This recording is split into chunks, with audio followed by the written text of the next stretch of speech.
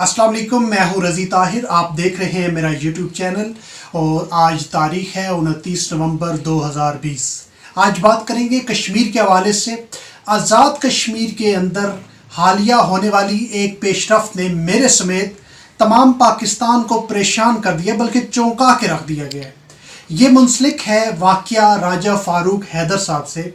राजा फ़ारूक हैदर साहब की कश्मीर काज के लिए की गई काविशों पर, राजा फ़ारूक हैदर की कश्मीर कौम के लिए की गई काविशों पर आप सवाल उठा सकते हैं, लेकिन उनकी नवाज शरीफ के साथ वफादारी, उनकी शरीफ ख़ानदान के साथ यारी पर आप सवाल नहीं उठा सकते। उसमें वो खरे हैं, पक्के हैं, सच्चे हैं और मजबूत हैं। शरीफ ख़ानदान के साथ उनकी ये वफ़ादारी और इतनी ज़्यादा अपनाइयत की वजह क्या है, आज थोड़ा बैकग्राउंड बताऊंगा। और फिर जो अभी वाक़या हुआ है, जो अफसोसनाक वाक़या हुआ है, जिस पर मैं मजहबी हलकों से भी चाहूँगा कि कोई राय दें कि आखिर ऐसा क्यों है, ऐसा अमल क्या तारीख़ में कभी दोहराया गया है? अगर दोहराया गया है तो उसके पसे मंज़र में क्या था? हुआ यूँ कि मुज़फ़्फ़राबाद का एक मशहूर अखबार है ख़बरनामा, उसके मुताबिक राजा फ़ारूक हैदर साहब ने अपने पार्लिमानी रहनुमाओं को इकट्ठा किया और पार्लिमानी रहनुमाओं को इकट्ठा करके कुरान मजीद पर हलफ लेते हैं। अब उनसे पूछा जाए कि कुरान मजीद पर हलफ किस बात पे लिया है, तो उन्होंने कुरान मजीद पे हलफ इस बात पे लिया है कि नवाज शरीफ के वफादार रहेंगे। अब सवाल उठता है कि ये इसकी ज़रूरत क्यों पड़ी, इस हलफ की ज़रूरत क्यों पड़ी, और आज़ाद कश्मीर में इक़्तिदार और इख्तियार की जो सियासत है उसमें राजा फ़ारूक हैदर साहब कहाँ खड़े हैं। तो थोड़ा सा बैकग्राउंड पे जाना पड़ेगा, और बैकग्राउंड पे जब हम जाते हैं तो बात आती है मुशर्रफ दौर की। और मुशर्रफ दौर के बाद 11 जुलाई 2006 को इंतखाबात हुए। सरदार अतीक अहमद ख़ान साहब मुस्लिम कॉन्फ्रेंस की तरफ से पार्लिमानी लीडर मुंतखब किए गए थे और वही वज़ीर आज़म बने। हालांकि बहुत सारे इश्यूज़ थे, लेकिन क्योंकि वो अवाम में भी मकबूल थे, कारकुनान में भी मकबूल थे, और जो असल क़यादत है कश्मीर की उसके भी मंजूर नज़र थे, तो उनको वज़ीर आज़म का मनसब मिला।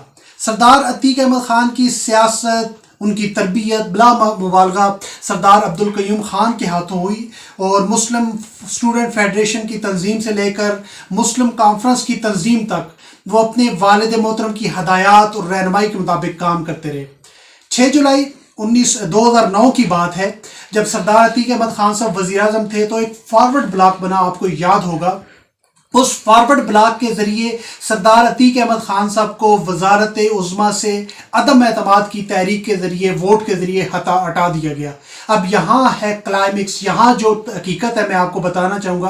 राजा फ़ारूक हैदर साहब उस फॉरवर्ड ब्लॉक के मरकज़ी किरदार थे जिन्होंने ये पूरी अखाड़ पछाड़ का पूरा ड्रामा रचाया, और सरदार अतीक अहमद ख़ान साहब अलहदा हो गए।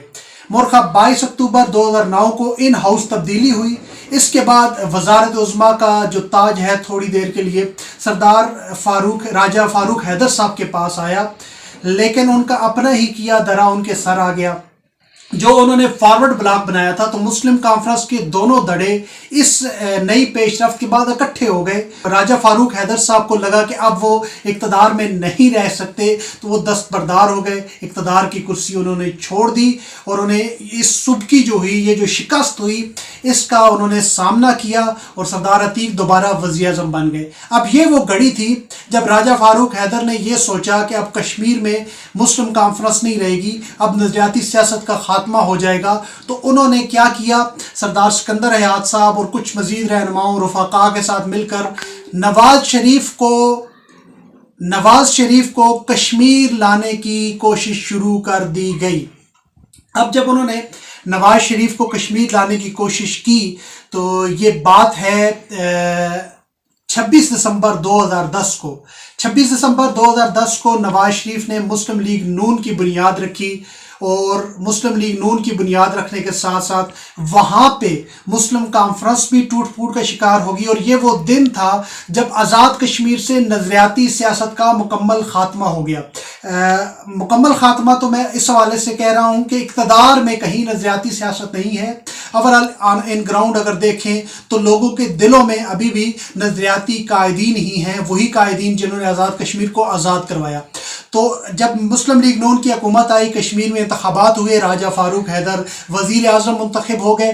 अब जो इक़्तिदार उन्होंने पहले एक साजिश के ज़रिए हासिल किया था और वो उनके पास कायम नहीं रह सका, अब दोबारा उनको इक़्तिदार किसने दिया? मियाँ मोहम्मद नवाज शरीफ ने। तो यही वजह है कि मियाँ मोहम्मद नवाज शरीफ से वफादारी के हलफ लिए जा रहे हैं, जबकि सबको पता है कि आइंदा आने वाले इंतखाबात में कश्मीर के अंदर मुस्लिम लीग नून की कोई जगह नहीं रहेगी। जिस तरह गिलगित बल्तिस्तान से मुस्लिम लीग नून वॉश आउट हो गई है, इस तरह आज़ाद कश्मीर में भी मुस्लिम लीग नून का खात्मा होने वाला है। और इसी वजह से अब हलफ लिए जा रहे हैं, कुरान मजीद पर हलफ लिए जा रहे हैं। यहाँ पे जो मजहबी रहनुमा हैं, जो मुफ्तियान इकराम हैं, उनसे मैं ये सवाल करना चाहूँगा कि क्या सियासत के लिए, मफादात के लिए, अपने ज़ाती इक़्तिदार के लिए कुरान मजीद जैसी अजीम किताब पर हलफ लिया जा सकता है?